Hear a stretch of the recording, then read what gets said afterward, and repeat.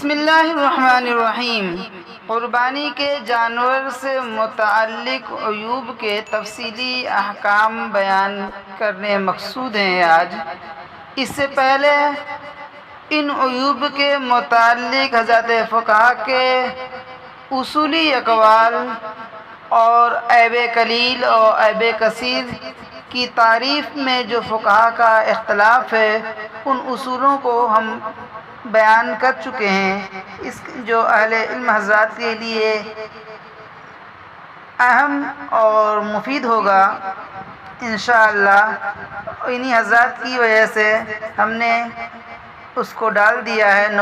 تقریباً 9 منٹ کی کلپ ہے، آپ اس ویڈیو کو دیکھ لیں۔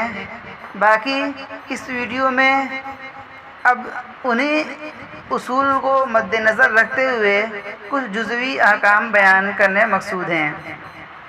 سب سے پہلے جسم سے متعلق عیوب، یعنی جو جانور اس قدر کمزور ہو کہ ہڈیوں میں گودا ہی نہ رہا ہو تو ایسے جانور کی قربانی جائز نہیں۔ البتہ اگر کمزور تو ہو لیکن اتنا کمزور نہ ہو بلکہ ہڈیوں میں گودا موجود ہو تو ایسے جانور کی قربانی جائز ہے۔ یہ مسئلہ رد المختار، ماد المختار اور اسی طرح قربانی اور ذوالحجہ کے فضائل اور مسائل میں دکھا جا سکتا ہے۔ اسی طرح خارشی جانور کی قربانی ہے، جس جانور کو خارش ہو گئی ہو، کہ اگر کسی جانور کے جسم میں خارش ہو اور خارش اس قدر ہو کہ اس کی وجہ سے جانور بہت دبلا پتلا ہو گیا ہو تو اس کی قربانی جائز نہیں، کیونکہ یہ واضح اور کثیر عیب ہے۔ البتہ جو خارشی جانور فربا اور موٹا تازہ ہو تو پھر اس کی قربانی جائز ہے، کیونکہ اس سے واضح ہو جاتا ہے کہ خارش کا یہ مرض عیب کثیر تک نہیں پہنچا ہے۔ بدائع الصنائع ذوالحجہ اور قربانی کے فضائل و احکام از مفتی محمد رضوان صاحب دامت ظلهم، یہ کتاب سے یہ مستفید ہے۔ کانوں سے متعلق عیوب کے مسائل۔ نمبر 1، جس جانور کے پیدائشی طور پر ایک یا دونوں ہی کان نہ ہوں تو اس کی قربانی جائز نہیں ہے۔ فتاوی عالمگیری میں بھی مسئلہ ہے، جواہر الفقہ فتاوی رحیمیہ میں بھی دیکھا جا سکتا ہے۔ نمبر 2، جس جانور کے کان تو ہوں لیکن پیدائشی طور پر ہی چھوٹے ہوں تو پھر ایسے جانور کی قربانی جائز ہے۔ یہ بھی اوپر ذکر کیے گئے حوالے جات کتاب میں دیکھی جا سکتی ہے۔ نمبر 3، جس جانور کا کان 1/3 سے زیادہ کٹا ہو تو ایسے جانور کی قربانی جائز نہیں، البتہ اگر 1/3 یا اس سے کم کٹا ہو تو قربانی جائز ہے۔ فتاوی قاضی خان اور جواہر الفقہ میں دیکھی جا سکتی ہے۔ اس متعلق ہم نے جو اصول بیان کیے ہیں وہ اس سے پہلے ویڈیو میں دیکھا جا سکتا ہے۔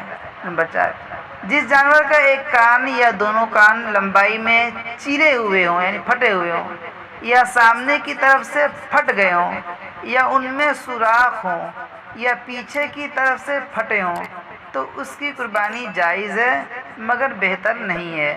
قربانی کے فضائل و مسائل از حضرت مفتی عبدالرؤف سکھروی صاحب دامت ظلهم کی کتاب میں دیکھا جا سکتا ہے۔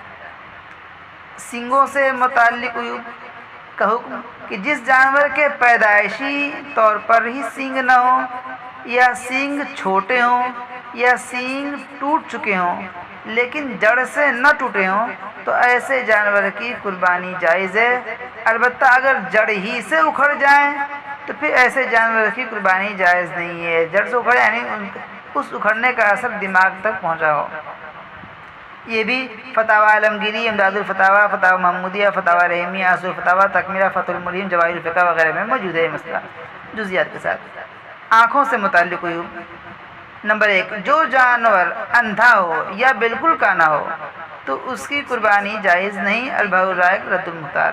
نمبر 2، جس جانور کی بینائی 1/3 سے زیادہ چلی گئی ہو تو اس کی قربانی جائز نہیں، البتہ اگر 1/3 یا اس سے کم بینائی کمزور ہو تو جائز ہے۔ فتاوی قاضی خان۔ جانور کی بینائی یعنی روشنی کی مقدار معلوم کرنے کا طریقہ، مقدار مطلب کہ 1/3 سے کم گئی ہے یا 1/3 سے زیادہ چلی گئی ہے، یہ کیسے پتہ چلے گا؟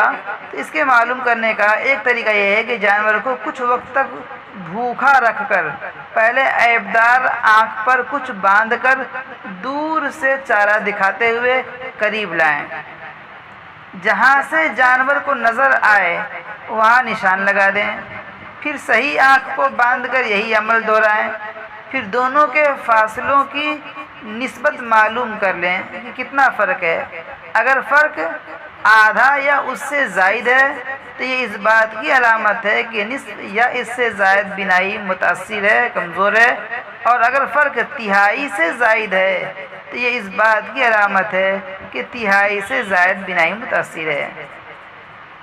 یہ طریقہ ذوالحجہ اور قربانی کے فضائل و احکام از مفتی محمد عرفان صاحب دامت برکاتہ میں لکھا ہوا ہے۔ نمبر 3، بھینگے جانور کی قربانی جائز ہے۔ بھینگے جانور کی قربانی جائز ہے، رد المختار فتاوی عالمگیری کے حوالے سے۔ اب ناک سے متعلق عیوب کہ جس جانور کی ناک کٹ چکی ہو تو اس کی قربانی جائز نہیں، البتہ اگر نکیل ڈالنے کے لیے اس میں سوراخ کیا گیا ہو تو اس سے کچھ فرق نہیں پڑتا۔ فتاوی عالمگیری میں بھی ہے، رد المختار بدائع الصنائع ذوالحجہ اور قربانی کے فضائل و احکام میں ہے۔ دانتوں سے متعلق عیوب سن لیں۔ نمبر 1 کہ جس جانور کے دانت بالکل نہ ہوں یا اکثر دانت گر جانے کی وجہ سے وہ چارہ نہ کھا سکتا ہو تو ایسے جانور کی قربانی جائز نہیں۔ نمبر 2 جس جانور کے کچھ دانت گر چکے ہوں لیکن وہ چارہ کھا سکتا ہو تو اس کی قربانی جائز ہے، ذوالحجہ اور قربانی کے فضائل و احکام وضاحت۔ بعض حضرات اکابر نے یہ فرمایا ہے کہ چونکہ دانتوں سے مقصود چارہ کھانا ہے، اس لیے اگر کسی جانور کے دانت نہ ہوں لیکن وہ چارہ کھا سکتا ہو تو اس کی قربانی جائز ہے، فتاوی ہندیہ میں یہ بات ہے۔ زبان سے متعلق عیوب کہ جس جانور کی زبان 1/3 سے زیادہ کٹی ہو تو اس کی قربانی جائز نہیں، البتہ بعض حضرات کے نزدیک اگر بکری کی زبان کٹی ہو لیکن وہ چارہ کھا سکتی ہو تو پھر اس کی قربانی جائز ہے، رد المختار کے حوالے سے۔ پاؤں سے متعلق عیوب۔ نمبر 1 جو جانور اس قدر لنگڑا ہو کہ چلنے کے قابل ہی نہ ہو تو پھر ایسے جانور کی قربانی جائز نہیں ہوتی، البتہ اگر یہ لنگڑاپن معمولی سا ہو، ہلکا پھلکا ہو اور چلنے پھرنے میں رکاوٹ نہ بنتا ہو تو پھر ایسے جانور کی قربانی درست ہے۔ نمبر 2 جس جانور کا کوئی پاؤں اس قدر زخمی ہو کہ اس کے سہارے چل ہی نہ سکتا، یعنی وہ پاؤں نہ رکھتا ہو بالکل ہی اور چلتے ہوئے اس کو زمین سے لگاتا ہی نہ ہو تو پھر ایسے جانور کی قربانی جائز نہیں، البتہ اگر چلتے ہوئے وہ پاؤں زمین سے لگا کے چلتا ہو جس کی وجہ سے اس کو سہارا مل جاتا ہو تو ایسے جانور کی قربانی جائز ہے۔ یہ بھی رد المختار، البحر الرائق، فتاوی محمودیہ، فتاوی عثمانی کے حوالے سے ہے۔ دم اور پونچھ سے متعلق عیوب۔ نمبر 1 جس جانور کی پیدائش دم ہی نہ ہو تو پھر اس کی قربانی جائز نہیں، البتہ جس جانور کی دم پیدائشی طور پر ہی چھوٹی ہو تو اس کی قربانی جائز ہے، ذوالحجہ اور قربانی کے فضائل و احکام۔ نمبر 2 جس جانور کی دم 1/3 سے زیادہ کٹی ہو تو ایسے جانور کی قربانی جائز نہیں، البتہ اگر 1/3 یا اس سے کم کٹی ہو تو قربانی جائز ہے، فتاوی قاضی خان اور جواہر الفقہ۔ جس دمبے کی چکتی 1/3 سے زیادہ کٹی ہو تو اس کی قربانی جائز نہیں، لیکن اگر 1/3 یا اس سے کم کٹی ہو تو قربانی جائز ہے، البتہ دمبے کی چکتی کے نیچے جو چھوٹی سی دم ہوتی ہے اگر وہ پوری بھی کٹ جائے تو اس کی قربانی جائز ہے، فتاوی قاضی خان۔ تھنوں سے متعلق عیوب۔ نمبر 1 اونٹنی، گائے اور بھینس کے 2 تھن کٹ گئے ہوں یا 2 تھنوں کی گھنڈیاں کٹ چکی ہوں یا کسی مرض کی وجہ سے 2 تھن خشک ہو چکے ہوں کہ اس سے دودھ نہ ہوتا ہو تو ان تمام صورتوں میں ایسے جانور کی قربانی جائز نہیں ہے۔ بکری، بکری اور بھیڑ کا ایک تھن کٹ گیا ہو، یا ایک تھن کا سیرا کٹ گیا ہو، یا کسی مرض کی وجہ سے ایک تھن خشک ہو گیا ہو، سوکھ گیا ہو، تو ان تمام صورتوں میں اس کی قربانی جائز نہیں۔ نمبر 3، اگر کسی جانور کے تھنوں میں کبھی دودھ آتا ہو اور کبھی نہ آتا ہو تو یہ عیب نہیں، اس لیے ایسے جانور کی قربانی جائز ہے۔ فتاوی عالمگیری، فتاوی محمودیہ اور ذوالحجہ قربانی کے فضائل و احکام۔ گابھن جانور کی قربانی کا حکم۔ گابھن یعنی حاملہ جانور کی قربانی جائز ہے۔ ذبح کرنے کے بعد اگر بچہ زندہ نکل آئے تو اس کو بھی ذبح کر دیا جائے، لیکن اگر مردہ نکلے تو اس کا کھانا حلال نہیں۔ البتہ گابھن جانور کی ولادت کا زمانہ قریب ہی ہو تو اس کو ذبح کرنا مکروہ ہے، بلکہ انتظار کر لیا جائے، بھائی کوئی اور بکرا ذبح کر دیا جائے۔ فتاوی محمودیہ، امداد الاحکام، فتاوی رحیمیہ، ذوالحجہ اور قربانی کے فضائل و احکام سے مستنبط ہے۔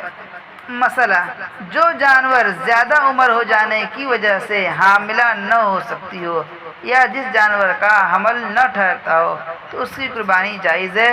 اسی طرح بانجھ جانور کی قربانی بھی جائز ہے، قربانی ہو سکتی ہے، یہ ان عیوب میں شمار نہیں ہوگا جن کی وجہ سے قربانی نہیں ہوتی۔ ذبح کے وقت جانور میں عیب پیدا ہو جانے کا حکم۔ جس جانور میں ذبح کرتے وقت کوئی عیب پیدا ہو جائے تو اس سے کچھ اثر نہیں پڑتا ہے پہلے سے، لیکن ذبح کرتے وقت جو کچھ عیب پیدا ہو گیا تو بھائی کوئی حرج نہیں ہے۔ رد المختار مجموع الانور فتاوی محمودیہ میں ہے۔ خصی جانور کی قربانی کا حکم۔ خصی جانور کی قربانی بالکل جائز بلکہ افضل ہے۔ الہ السنن میں بھی مل جائے گا یہ بس مسئلہ، جواہر الفقہ میں بھی، فتاوی محمودیہ میں بھی، تکملہ فتح الملیم میں بھی آپ کو یہ جزیہ مل جائے گا۔